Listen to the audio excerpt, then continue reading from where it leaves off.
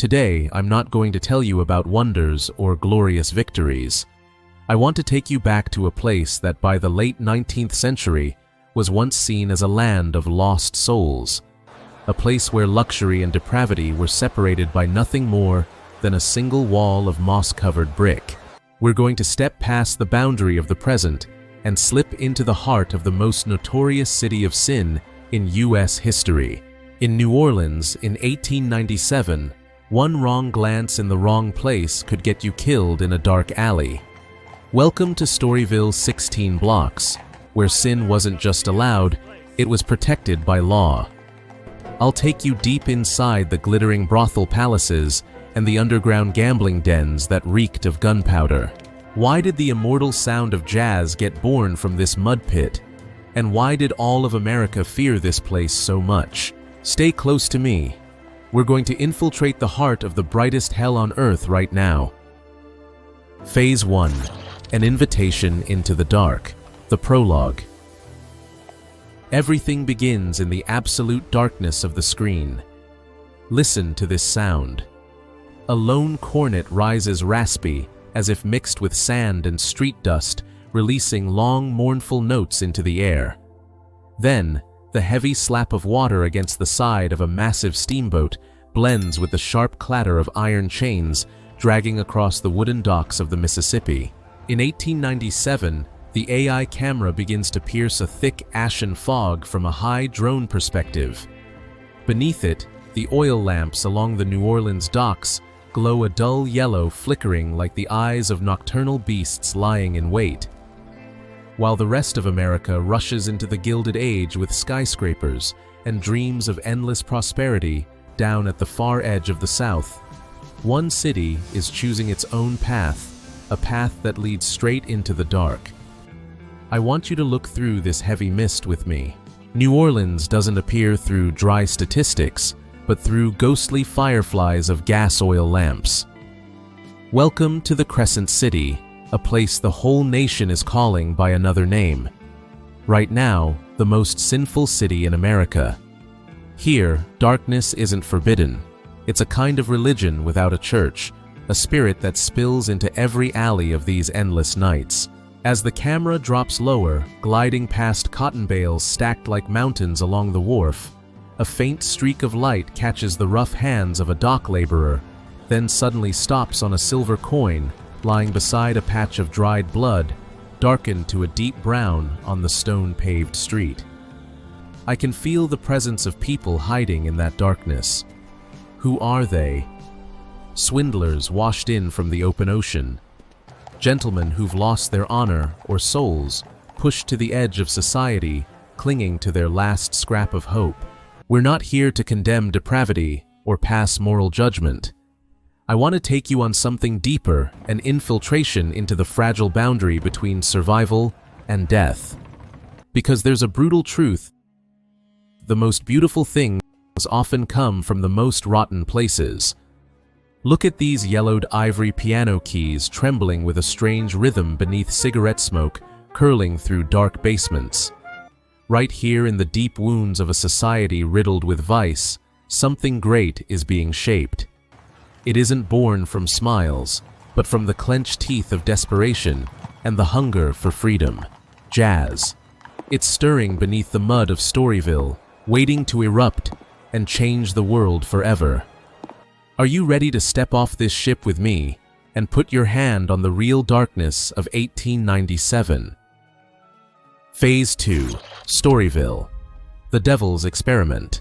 Leaving the wind-whipped wharf behind, my footsteps start sinking into waterlogged cobblestone streets, leading straight into the heart of an experiment so bold it borders on madness. On New Year's Eve in 1897, when the Sydney Story Law officially went into effect, the city government of New Orleans, powerless to stamp out vice, decided to make an unthinkable move.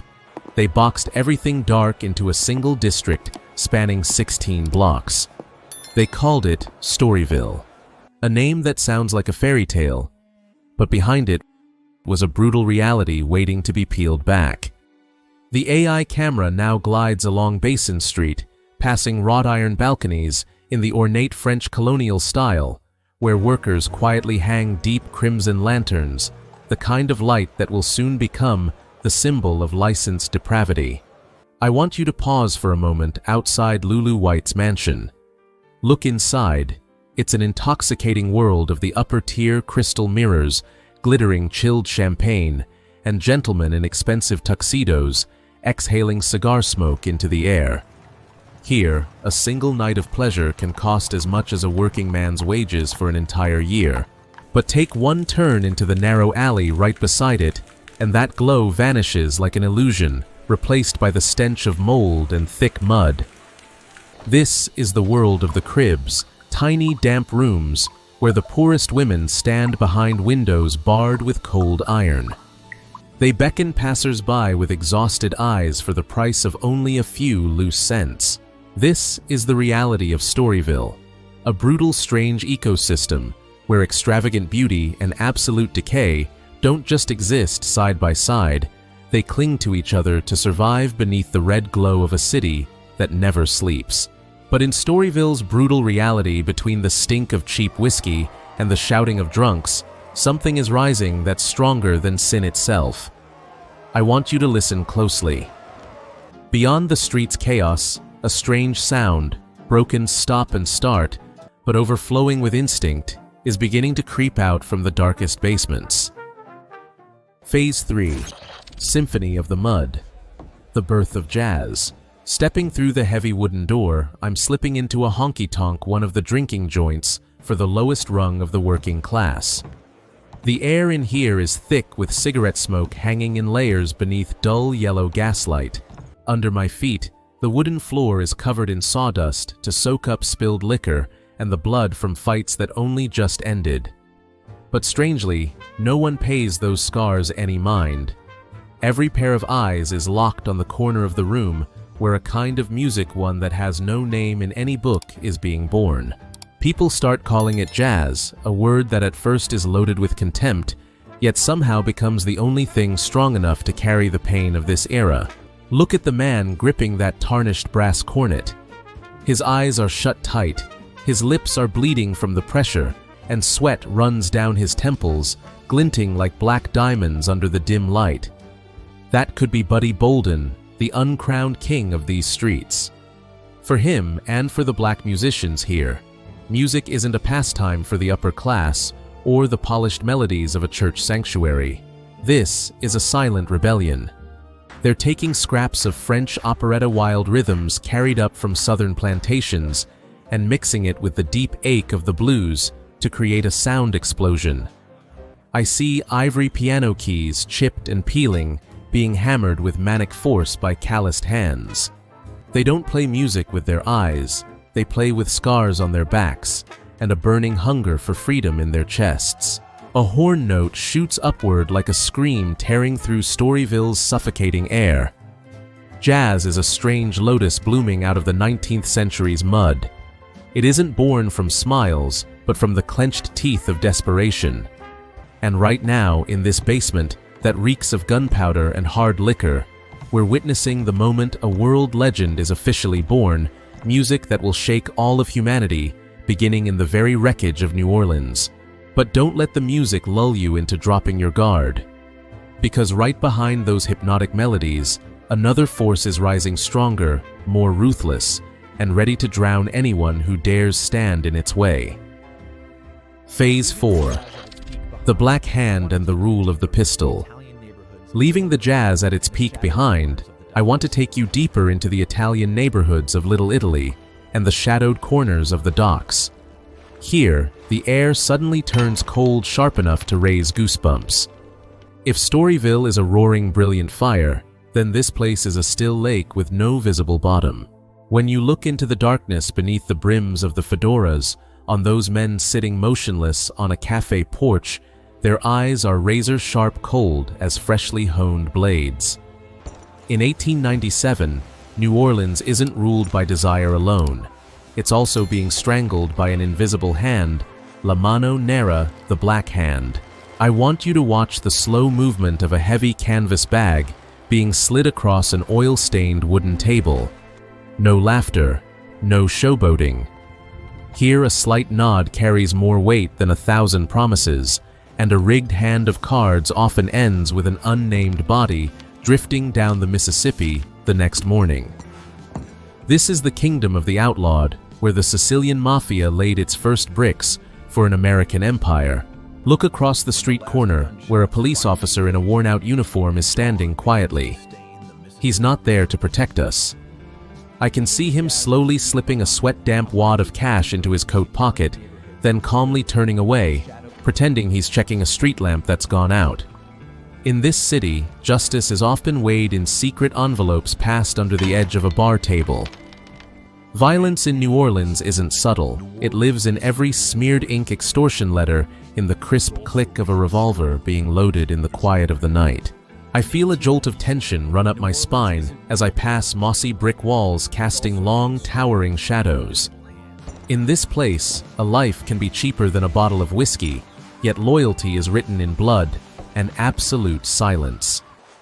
New Orleans in 1897 isn't for the faint of heart or anyone who believes in civilized law. It's a brutal survival arena where gunshots sometimes drown out the jazz horns echoing from the other side of the city.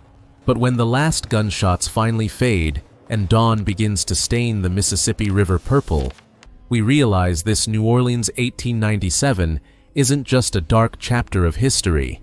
It's a blazing scar that changed the soul of an entire nation. Phase 5. The Legacy of a Blazing Scar. Epilogue.